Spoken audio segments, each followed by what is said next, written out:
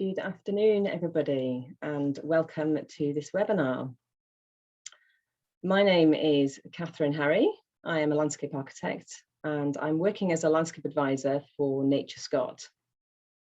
This webinar will guide you through how to assess impacts on Scotland's wildland areas using the technical guidance that was published by ourselves in late 2020. The presentation will be around half an hour. And at the end, we'd welcome your thoughts and questions. So please do send these through any time from now, and then we can try and get to as many as possible at the end. And if we don't have time to meet all of those questions, then we'll try and get back to you.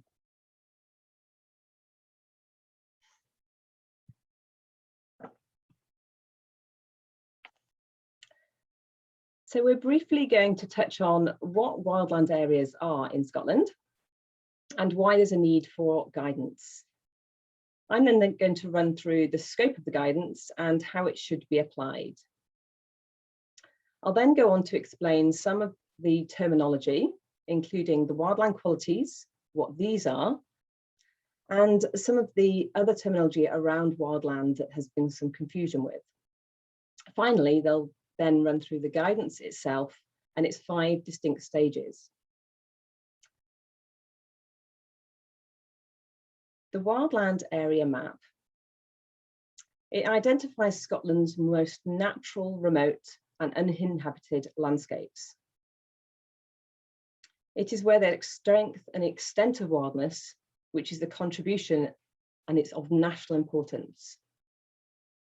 The images here give an impression of the diversity of wildland across Scotland. It should be remembered that they're not being identified on scenic grounds. Rather, they have been defined for their strength of a set of attributes and qualities, which I will come to shortly. For some people, wild landscapes in Scotland is the setting for their homes or their workplace. But for others, it is places where they live or visit. Nonetheless, there is a high level of agreement about what it is that makes places wild. And this has enabled a systematic approach to both their identification and an assessment. And it was our advice to government back in 2014 that recognised that capturing and describing wildness is a subjective matter. This is inevitable, and it reflects both individual experiences and expectations. The wildland area map that is shown here on the right is a spatial planning tool, and therefore an assessment of impacts of individual proposals on wildland areas should be informed by fieldwork and a detailed consideration of the specific nature of the proposal. I should emphasise here that fieldwork is a vital part of the assessment process. Understanding and communicating the landscape and how it is experienced by people is a key element. Just a reminder of the context in which we are working in. The key policies that are relevant to wildland and assessing effects are useful for us to bear in mind. Scottish planning policy has a number of references that provide a reminder that wildland might be a consideration. And perhaps more importantly, together with the third National Planning Framework, SPP recognises that wildland areas are nationally important and they require significant protection.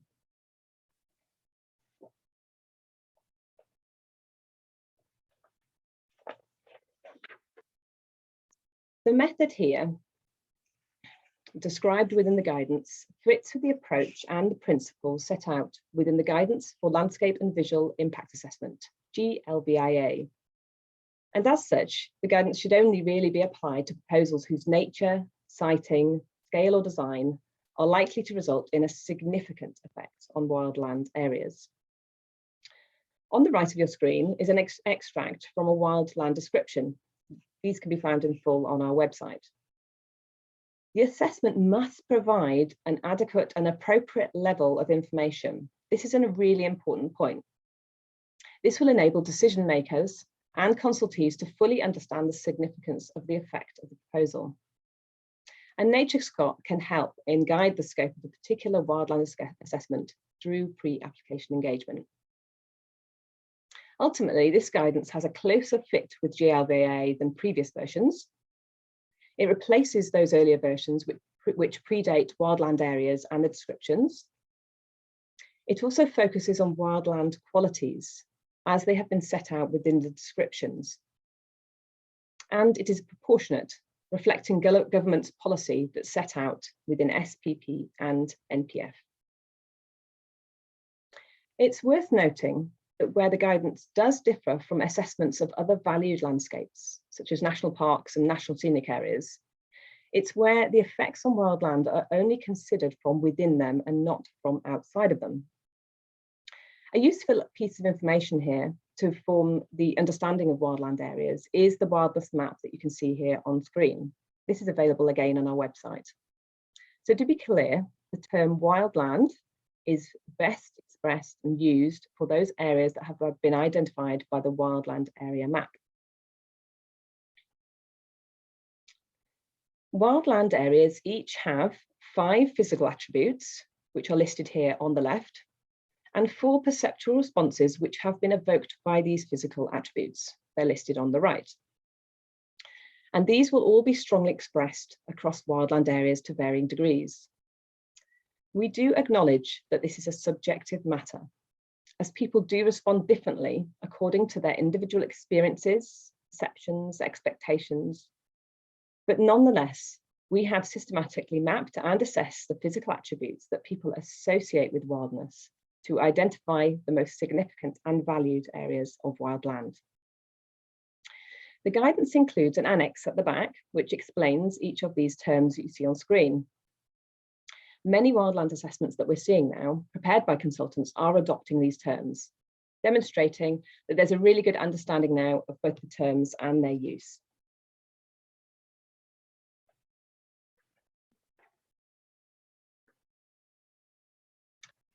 Here is just an example to show you how some physical attributes and responses might be experienced together for a wildland quality. So the 2 physical attributes that are shown on your left, together with the 4 perceptual responses that are shown in the middle box that have been evoked by these 2 physical attributes, culminate in the distinct quality that is described in the purple box on the right. And it is this set of attributes and responses that underpin the quality that's described. The description, therefore, should form the starting point to any wildland assessment. The flowchart here illustrates an overview of the wildland assessment process. So an assessment may comprise a brief statement, or it might be a more detailed report, and this will very much depend on the significance and the complexity of the effects. The assessment might include annotated photographs, maps, maybe illustrations, even a table. Sometimes a table summarising effects is useful too. We do plan to build on a library of assessments that could be viewed on our website when further examples of good practice become available. So the assessment process, step 1 of 5 steps. This first step is to define a study area and the scope of the assessment. On the right is an example of what a study area might look like. Selecting a suitable study area is really an important part of the assessment process, as we have found. Given that wildland areas vary greatly in their extent, together with the varying nature of the effects that may occur on them, selecting a study area should reflect both the extent of those likely effects, rather than necessarily seeking to cover the entire wildland area. Impacts on qualities that may affect just a geographically small and limited part of the wildland area can, after all, result in significant effects.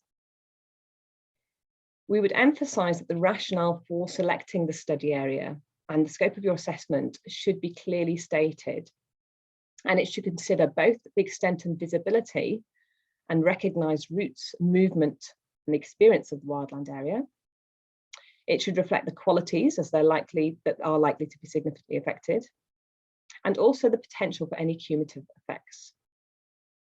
Early discussion with both the decision maker and NatureScot is really strongly encouraged here, especially as we're seeing a rise in these assessments come forward now.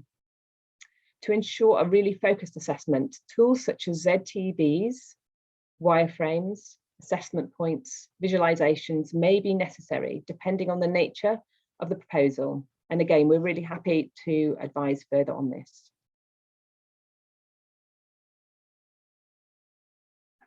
Step 2 is to verify the baseline. This step describes the baseline as it is at the time of the assessment. This guidance is now much clearer on the purpose of this stage of the assessment. We recognise that descriptions which were prepared during 2013 to 2015 do capture a point in time, but nonetheless, they are important for understanding the baseline. They will inevitably be subject to change, both in the landscape within them and landscapes that are surrounding wildland areas.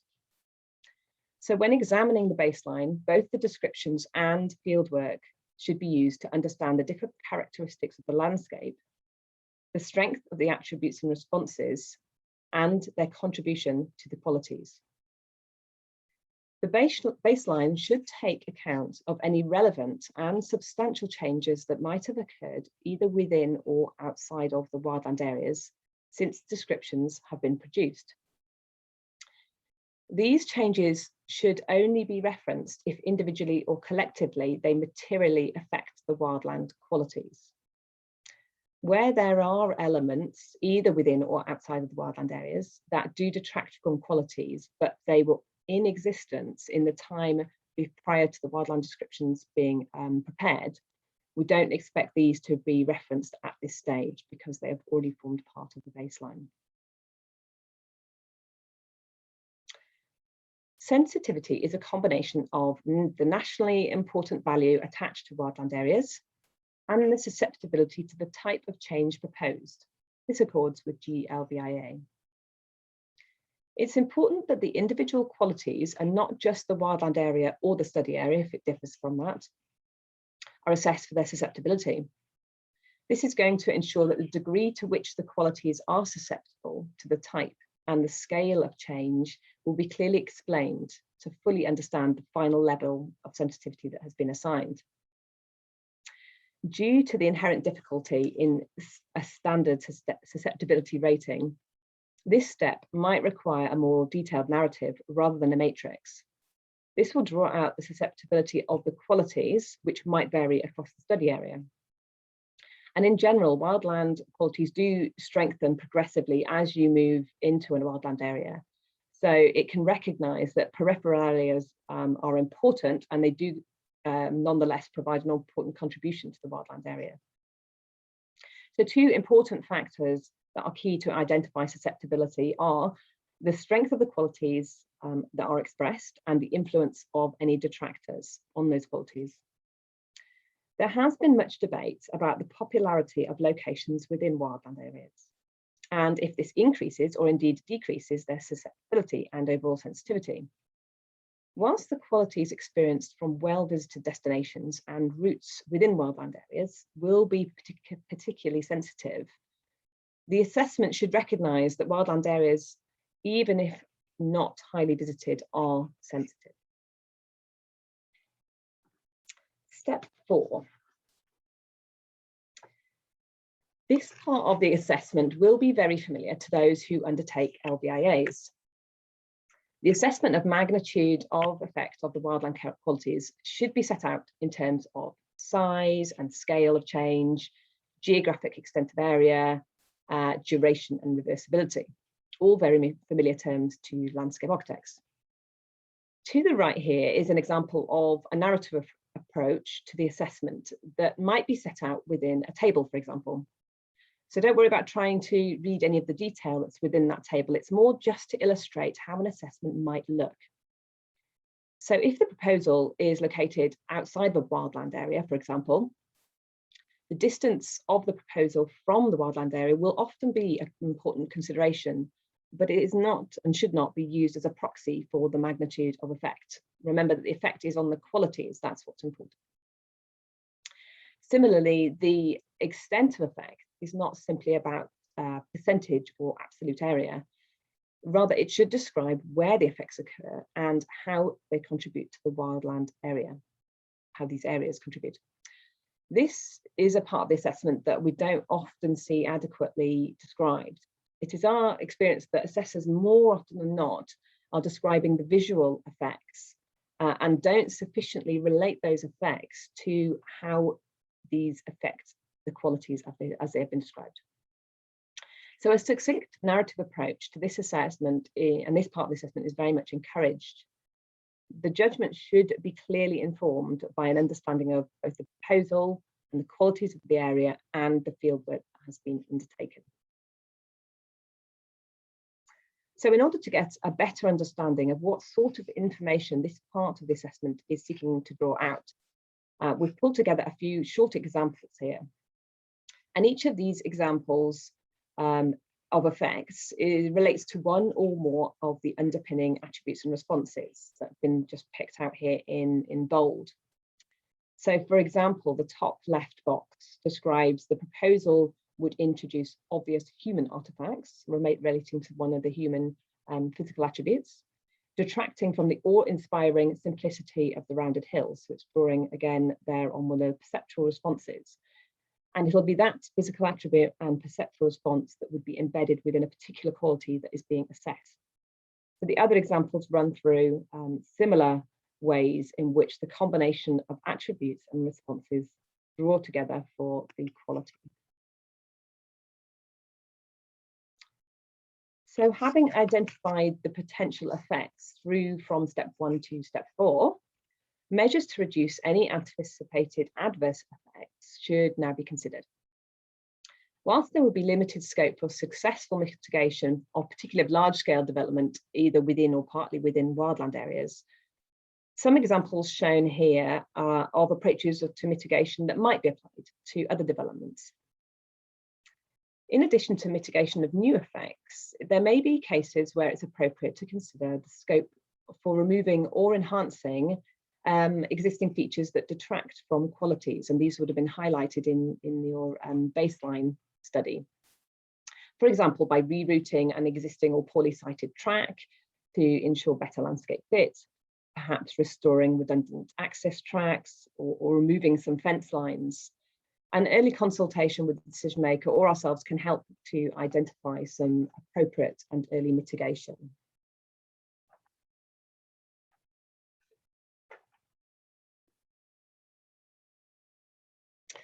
The final and perhaps most important step is to judge now the significance of effects that have been identified.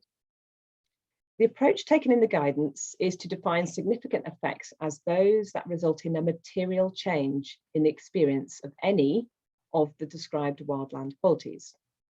Remember that significance of effect is not the same as acceptability of that effect. That is a distinct question for the decision maker and would be informed by a wider set of considerations. And I'd also note from our perspective, NatureScop's perspective, it's not all significant effects on wildland qualities will necessarily result in a NatureScop objection. These effects will need to be of national interest. If assessments clearly separate the identification of any significant effects, the mitigation measures that have been introduced to reduce any of those effects, and the residual significant effects, this will ensure a more transparent process. The significant effects must be considered and expressed in terms of the wildland qualities, and the narrative approach can help to explain and clarify the nature, duration of effect, and ultimately which effects are considered significant.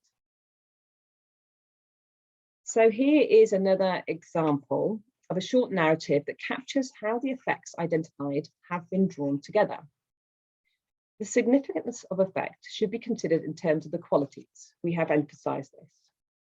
So here the effect draws out which underpinning attributes and responses in bold have been affected and how.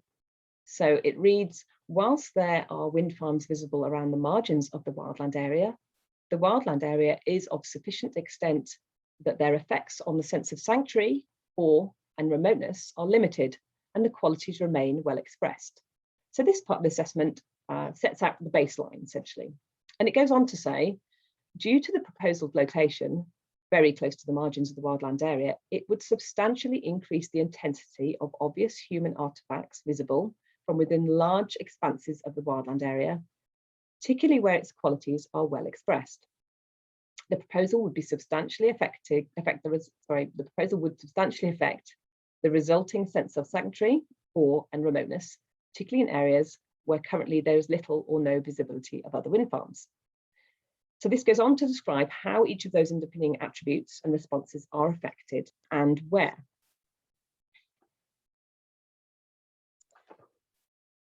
So the narrative then goes on to draw out some of the key issues, any scope for reducing adverse impacts, and a final statement on the significance of effect. And this reflects the qualities as they have been described within the descriptions. So it states that there would be significant impacts on the wildland qualities of this wildland area. As described, these effects are not able to be substantially reduced as a result of any further modifications to the proposal. Whilst these qualities are experienced to a high degree across a large part of this wildland area, the effects are considered to be both of high magnitude and extend into the interior locations, which are not currently affected by other external influences. And as a consequence, the residual effects are considered to be adverse and significant on two wildland qualities. So in judging the significance here, the following factors should be considered. Firstly, the sensitivity and magnitude of change on the wildland qualities.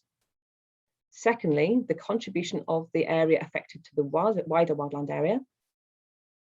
Thirdly, the nature and extent of any likely cumulative effects. And finally, whether the impacts are adverse or beneficial and the longevity.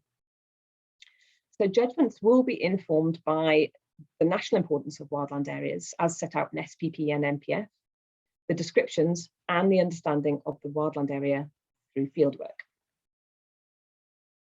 So to summarise, we think that the approach to wildland assessment set out here now provides a robust process, which in what is otherwise a subjective area of assessment.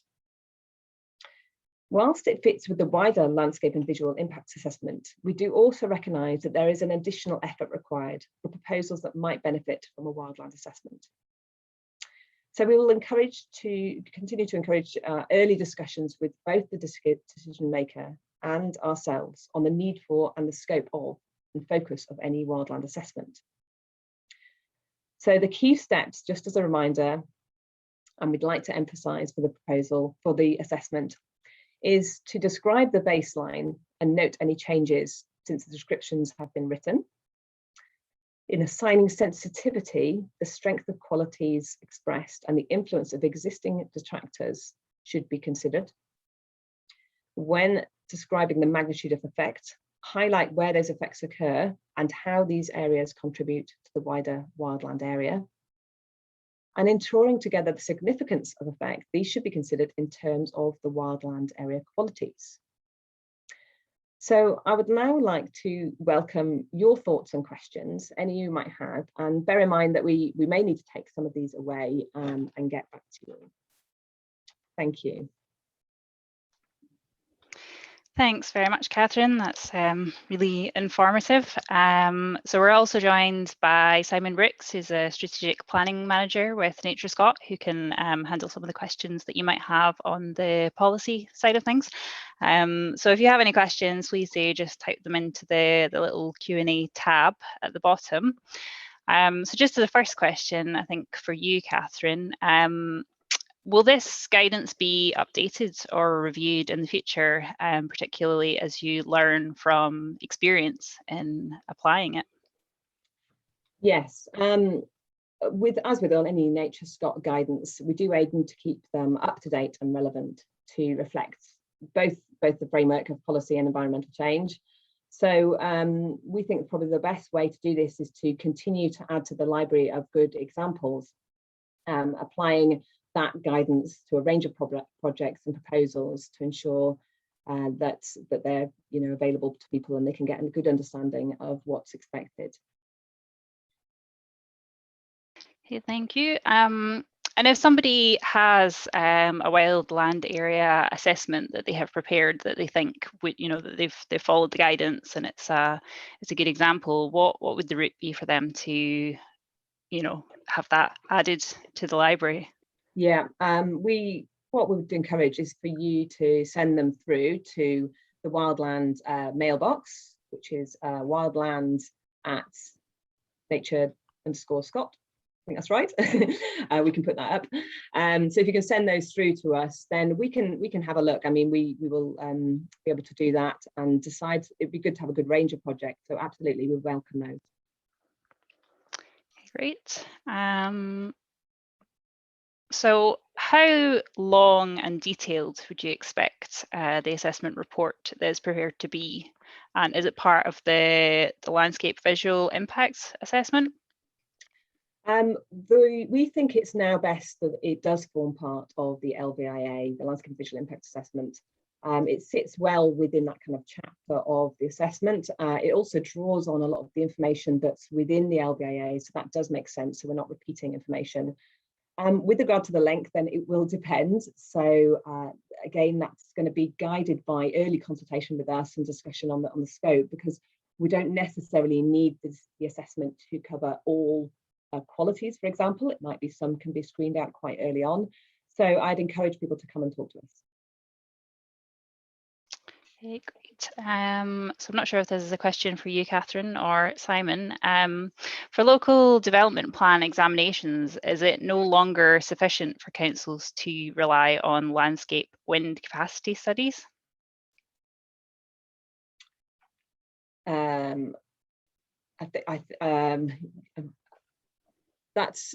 It is still relevant for them to be relying on wind capacity studies, yes. Not quite sure how that relates to the wildland assessment guidance.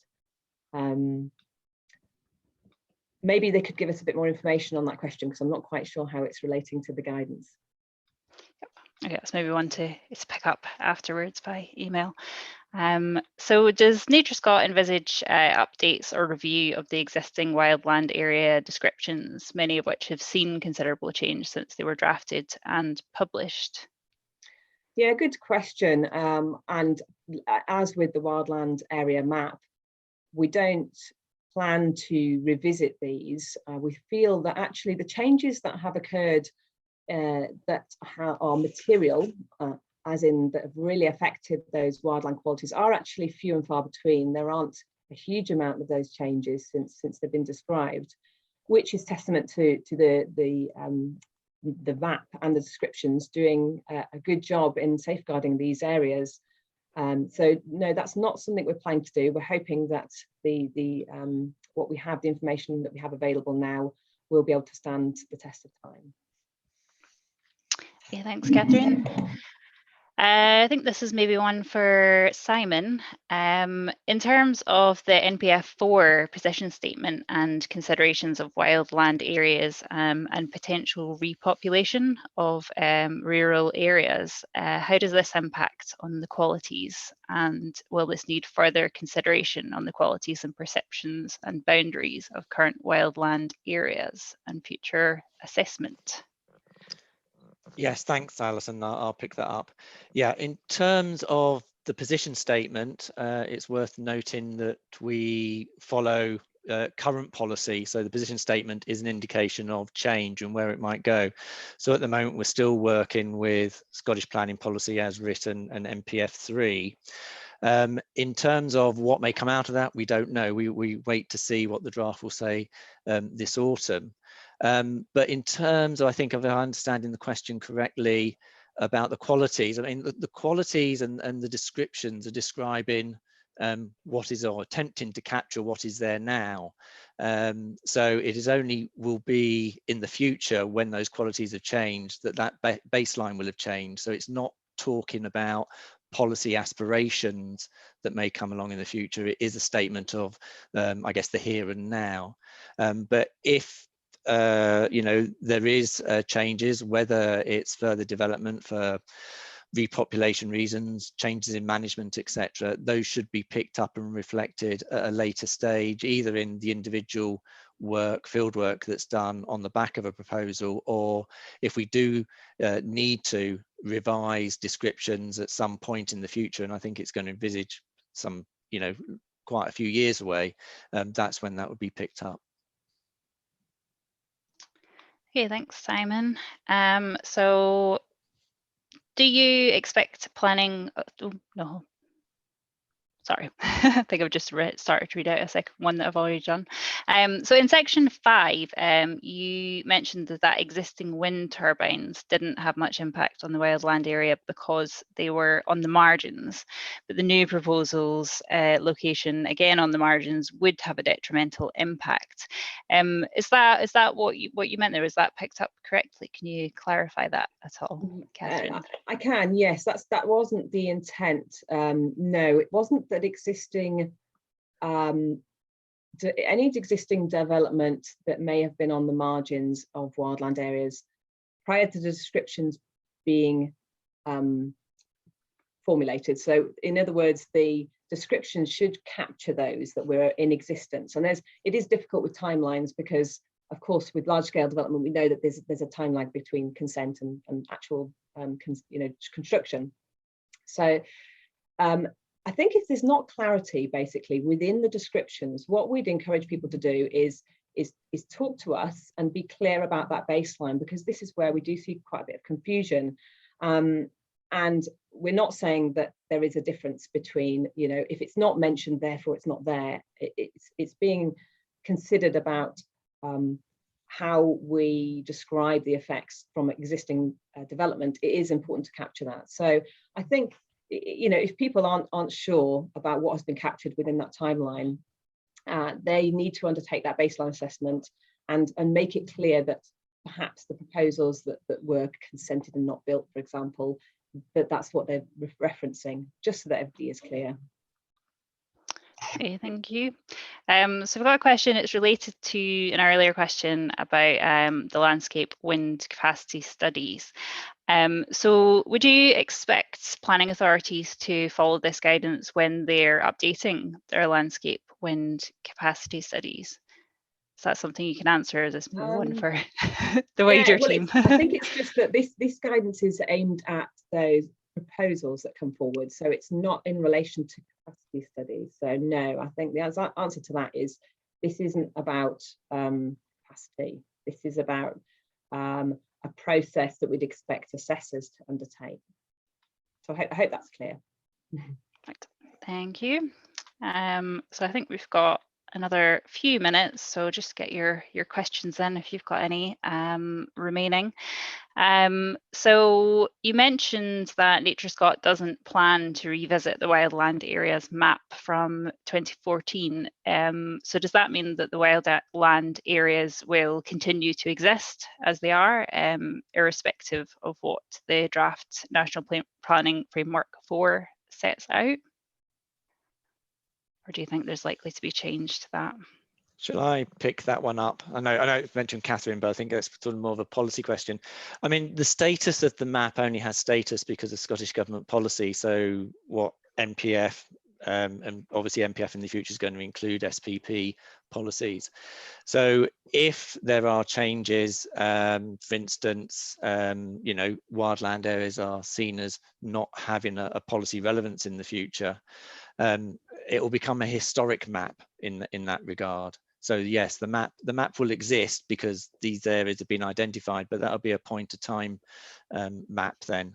Their status and their relevance to decision making is dependent on the recognition within the National Planning Framework in the future. Okay, great. Thanks, Simon. I suppose we don't quite know what's going to be in the final NPF 4 yet, do we? So we certainly don't. Yep. Okay, so I'm not seeing any further questions coming in. Oh, that's just one last one. We'll take one last question, and then I'll let you go on with the rest of the afternoon. So who are these wildland areas for? What are we preserving these landscapes for? Is it to encourage tourism? Is it to support vulnerable ecosystems and protected species? Can you give any sort of insight to that? So it's a tricky question, that one. We might both want to answer this one, I suspect, but all of the above, absolutely. I mean, our intent is that these are important landscapes for a number of reasons, not just for people, but for our ecosystems as well. So I think there's a wide recognised benefit for these areas. I don't know if you want to add anything, Simon, to that, as looks like it might be our last question or not. No, I was going to say, very much it is, and that's not denying that there are a range of different interests from the within wildlands and how we should manage them into the future. But certainly they do provide a range of benefits. We've captured that in studies. Well, they're quite old now, but that both in monetary terms, in sort of natural capital terms, in what people, how people value them, communities, both around the wildland areas as well as more distant communities, they've all sort of flagged up that there are a range of values there. So as Catherine says, it's all of the above. Okay, great. Well, I think we will we'll leave things there. So thank you very much to Catherine and Simon for the presentation, Catherine, and for answering the questions, both of you. And thank you for everybody for coming along and listening and asking your questions today. The recording will be available on the website afterwards if you want to watch it again, or if you want to pass that on to any colleagues. So thanks very much, everybody. Thank you.